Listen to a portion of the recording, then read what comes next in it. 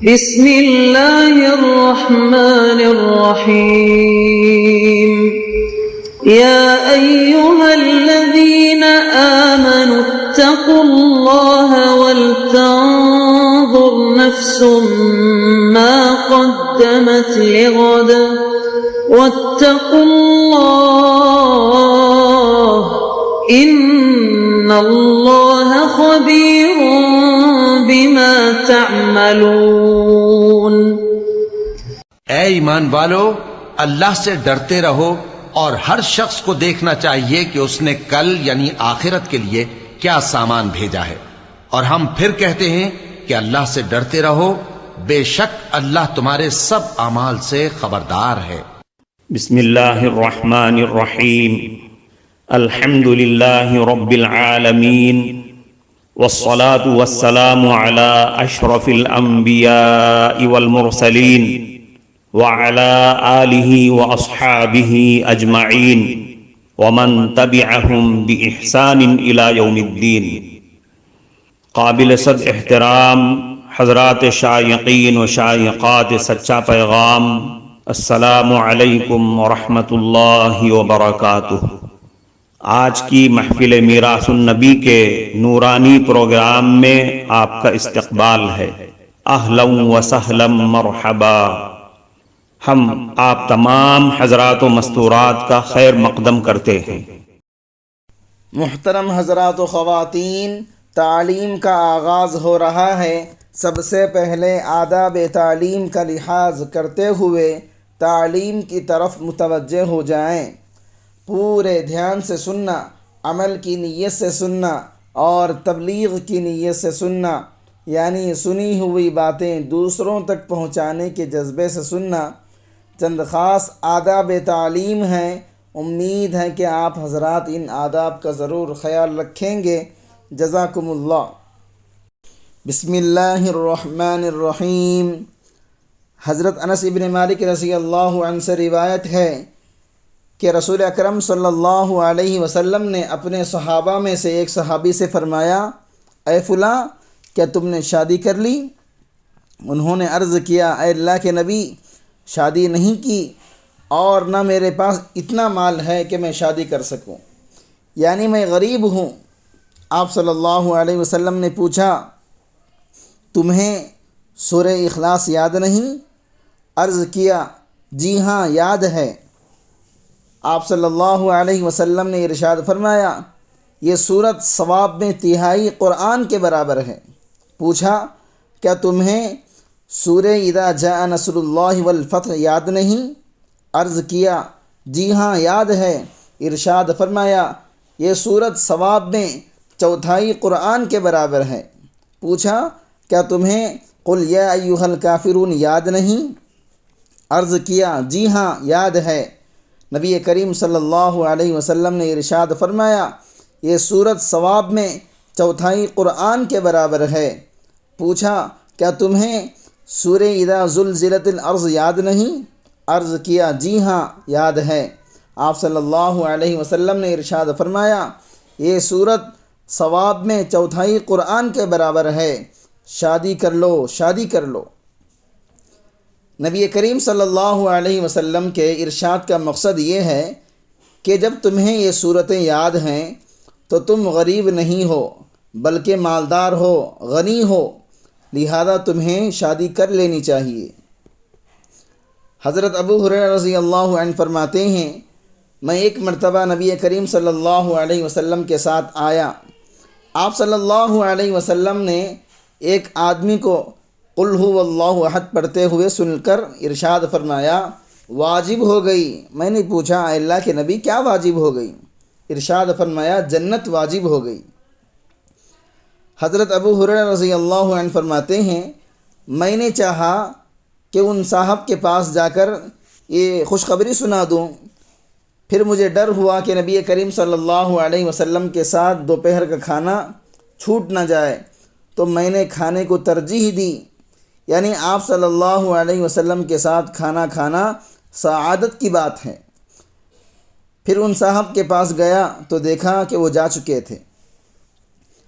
حضرت ابو درداء رضی اللہ عنہ سے روایت ہے کہ نبی کریم صلی اللہ علیہ وسلم نے ارشاد فرمایا، کیا تم میں سے کوئی آدمی اس بات سے عاجز ہے کہ ایک رات میں تہائی قرآن پڑھ لیا کرے؟ صحابہ نے عرض کیا، ایک رات میں تہائی قرآن کوئی کیسے پڑھ سکتا ہے؟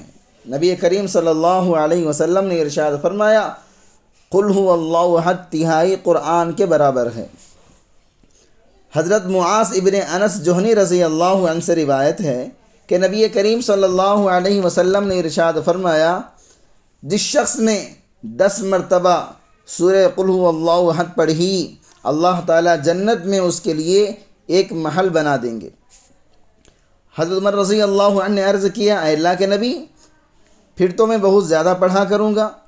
نبی کریم صلی اللہ علیہ وسلم نے ارشاد فرمایا، اللہ تعالیٰ بھی بہت زیادہ اور بہت عمدہ ثواب دینے والے ہیں۔ حضرت عائشہ صدیقہ رضی اللہ عنہا بیان کرتی ہیں کہ نبی کریم صلی اللہ علیہ وسلم نے ایک آدمی کو لشکر کا امیر بنا کر بھیجا۔ وہ اپنے ساتھیوں کو نماز پڑھاتے اور جو بھی سورت پڑھتے اس کے ساتھ آخر میں قل هو اللہ احد پڑھتے تھے۔ جب یہ لوگ واپس ہوئے تو انہوں نے اس کا تذکرہ نبی کریم صلی اللہ علیہ وسلم سے کیا۔ آپ صلی اللہ علیہ وسلم نے ارشاد فرمایا، ان سے پوچھو کہ یہ ایسا کیوں کرتے ہیں؟ لوگوں نے ان سے پوچھا تو انہوں نے جواب دیا کہ اس صورت میں رحمان کی صفت کا بیان ہے، اس لیے اسے زیادہ پڑھنا مجھے محبوب ہے۔ نبی کریم صلی اللہ علیہ وسلم نے ارشاد فرمایا، انہیں بتا دو کہ اللہ تعالیٰ بھی ان سے محبت فرماتے ہیں۔ محترم ناظرین کرام، اس دینی اور ایمانی بیان کو سننے کے دوران ہی اس کو لائک کر دیجئے اور شیئر بھی کر دیجئے تاکہ دوسرے بھی اس سے فائدہ اٹھا سکیں۔ اللہ آپ کو جزائے خیر عطا فرمائے۔